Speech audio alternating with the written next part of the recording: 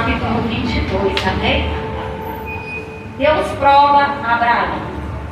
Depois dessas coisas, pôs Deus a Abraão à prova e lhe disse: Abraão. Este lhe respondeu: eis-me aqui. Acrescentou Deus: toma teu filho, teu único filho, Isaque, a quem amas, e vai-te à terra de Moriá. Oferece-o ali em holocausto, sobre um dos montes que eu te mostrarei. Levantou-se, pois, Abraão de madrugada, e tendo preparado o seu jumento, tomou consigo 2 dos seus servos, e a Isaque, seu filho. Rachou lenha para o holocausto, e foi para o lugar que Deus lhe havia indicado. Ao terceiro dia, erguendo Abraão os olhos, viu o lugar de longe.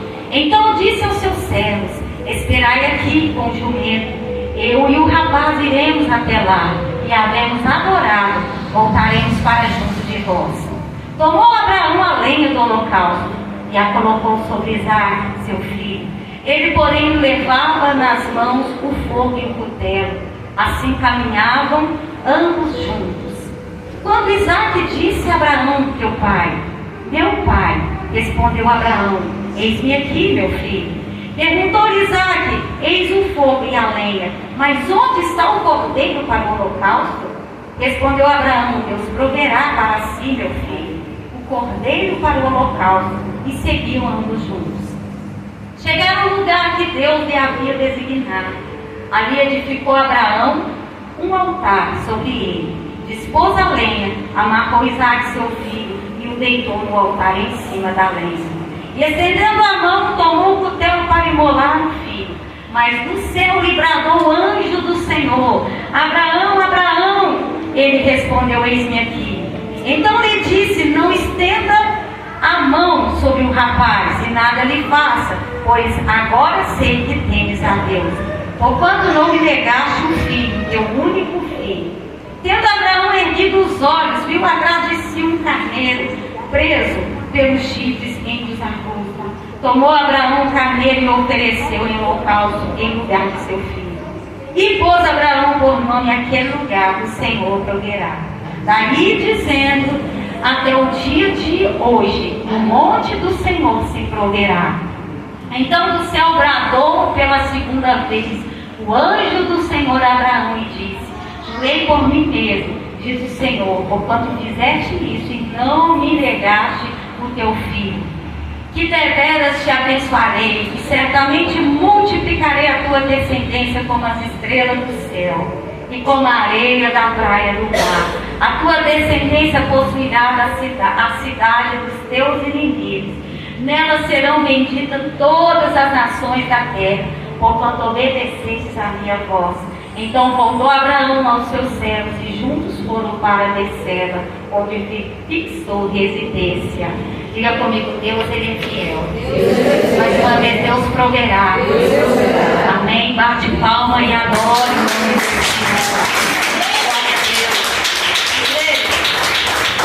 Deus chama Abraão como pai de multidões.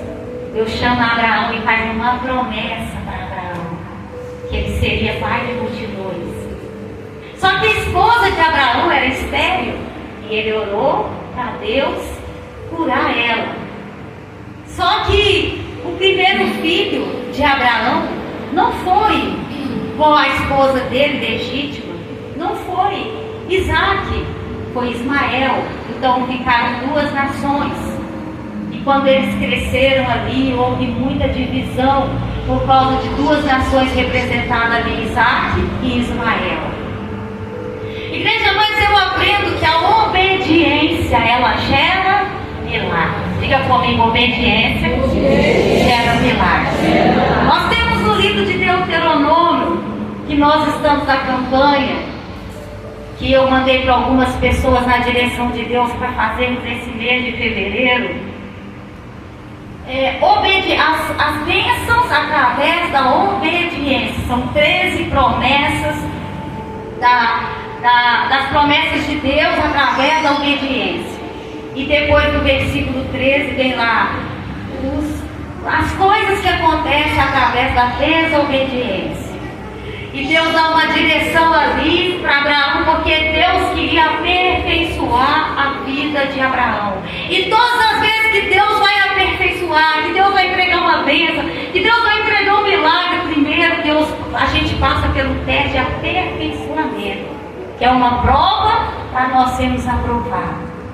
E Abraão, a direção foi que ele tomasse o único filho dele legítimo ali, da esposa legítima dele, Isaac, e fosse sacrificar ao Senhor.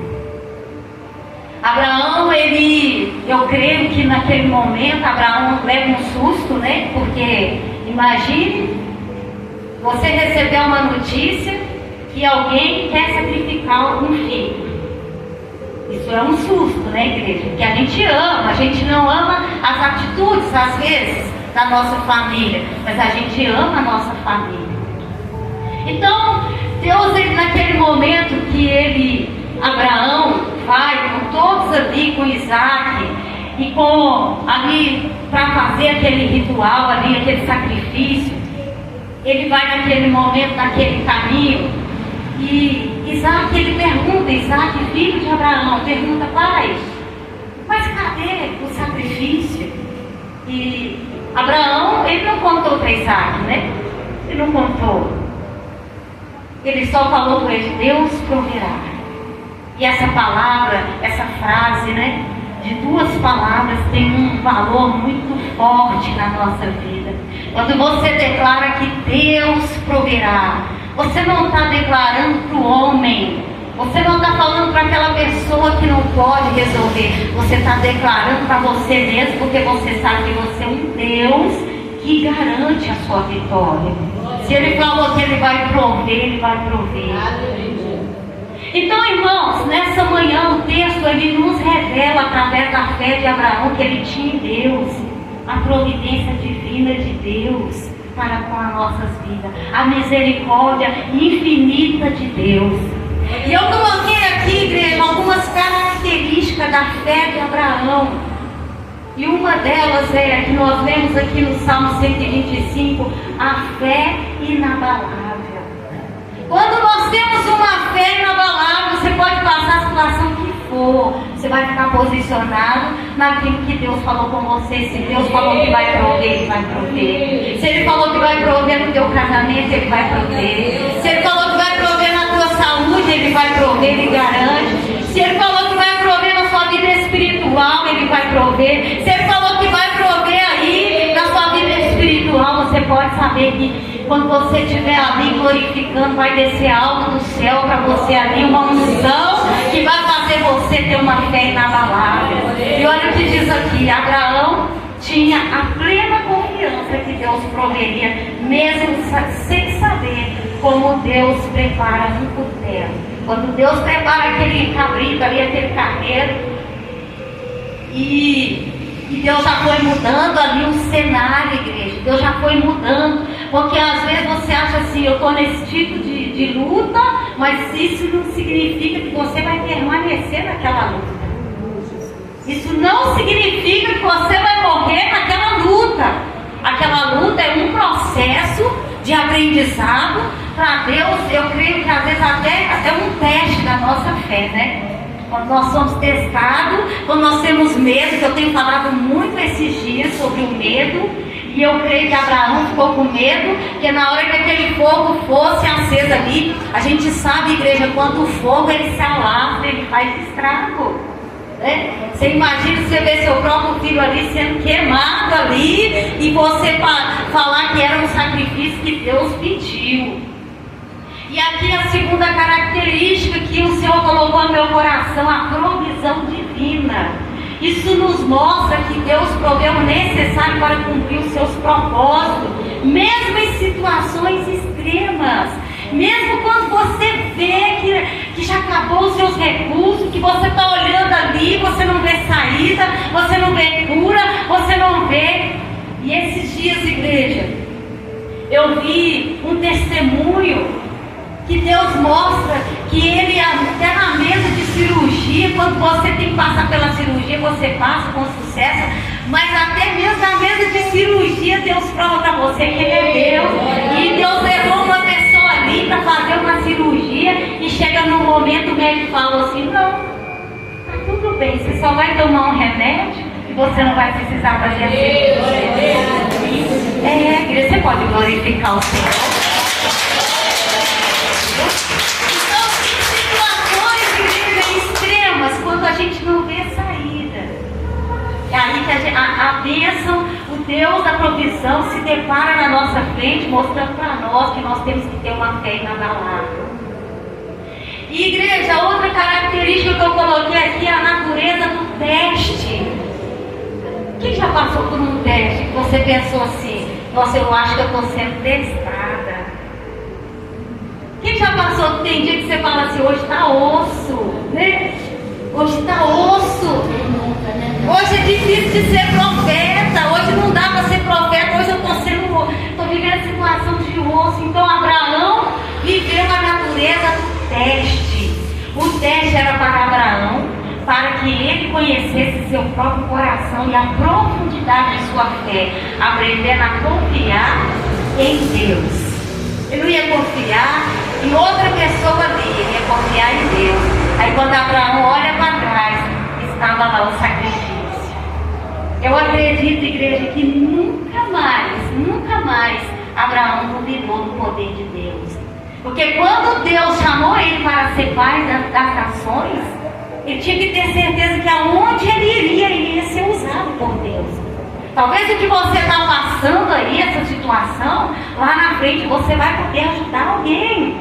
Você não veio aqui na igreja somente para ouvir a palavra, para receber a bênção. Você veio para receber o preparo para lá na frente, talvez você ser um Abraão. Para você ser usado para ajudar nações. Igreja, e a última característica aqui que eu coloquei, o sacrifício substitutivo. O que é o sacrifício substitutivo? Ninguém substitui o poder do sangue de Jesus. Aleluia! Que foi derramado por mim e por você. Deus, ele deu o sacrifício dele ali, o seu único filho. Jesus por mim e por você. E se você crê, ele pode fazer todas as coisas, porque ele já levou sobre si todas as nossas dores, as nossas enfermidades. E o castigo que nos traz a paz estava sobre ele, sobre as suas pisaduras como sarado. Isso que você sente hoje não é nada que chegou ao perto da dor que Jesus sentiu por nós ali na cruz. Esse é o sacrifício que não vai ser substituído por nada. Nada vai substituir esse sacrifício.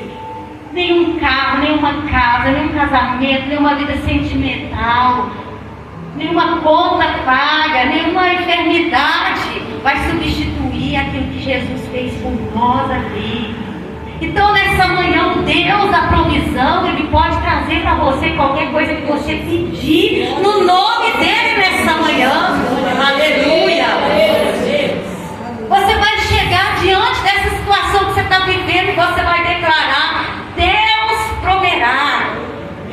Eu creio. Você não vai falar: será que vai acontecer? Será que eu vou tirar a carteira? Será que eu vou pagar aquela conta? Será que eu vou ser curado? Será que eu vou casar? Não, você vai falar: Deus proverá a partir de hoje. Você vai declarar sobre o teu corpo, sobre a tua vida, sobre os teus filhos, sobre a tua família, que Deus proverá. Ele vai prover o livramento, igreja. Mas para isso precisamos obedecer. O Senhor vem chamando, igreja. O Senhor está fazendo um chamado a nações. O nome dele tem sido levado a nações. E veio uma festa aí mundana esses dias, que está tudo sendo preparado, o inferno já está aí, ó, aplaudindo essa festa. E Deus precisa de nós para levar a palavra entre as nações, para que o nome dele venha a ser glorificado. Quantos crentes que renunciavam ali, voltaram para trás, voltaram para o Egito, e às vezes vão pular carnaval ali, ó. Quantos crentes que estavam dentro da igreja, sentados, ouvindo a palavra, e agora voltaram para trás para poder sacrificar outras coisas ali no mundana. Mas você não, você está aqui como um povo de fé nessa manhã, ouvindo essa palavra e dizendo: